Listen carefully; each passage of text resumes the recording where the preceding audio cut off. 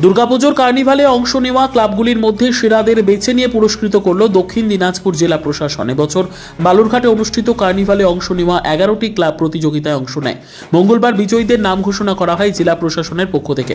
প্রথম স্থান অধিকার করেছে বালুরঘাট থানা আবাসন, দ্বিতীয় হয়েছে শিবতলী ক্লাব এবং তৃতীয় স্থানে গঙ্গারামপুরের ইউথ ক্লাব। বিজয়ীদের হাতে পুরস্কার তুলে দেন জেলাশাসক বিজিন কৃষ্ণা ও অতিরিক্ত জেলাশাসক শুভদীপ মণ্ডল। উপস্থিত ছিলেন অন্যান্য প্রশাসনিক আধিকারিকরা।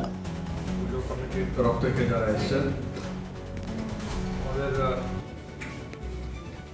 বিগত দুটো বছরের মতো আমাদের জেলার বালুরঘাটে যে কার্নিভাল খুব সুন্দরভাবে হয়েছিল এই বছরে।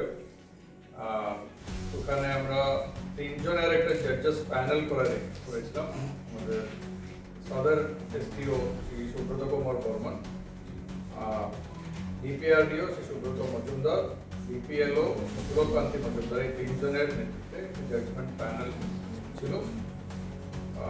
এই কমিটি, জাজমেন্ট কমিটি, সিলেকশন কমিটির ডিসিশন হিসাবে 3টে পুজো কমিটিকে আমরা সিলেকশন করেছি, যারা ফার্স্ট, সেকেন্ড, থার্ড প্রাইজ যারা পাবে। এবার ফার্স্ট প্রাইজ 10,000 টাকা, সেকেন্ড প্রাইসে 7,000 টাকা, থার্ড প্রাইসে 5,000 টাকা করে ক্যাশ প্রাইজ দেওয়া হবে, প্লাস বাকি পেমেন্টও এগুলো আজকে দেওয়া হচ্ছে।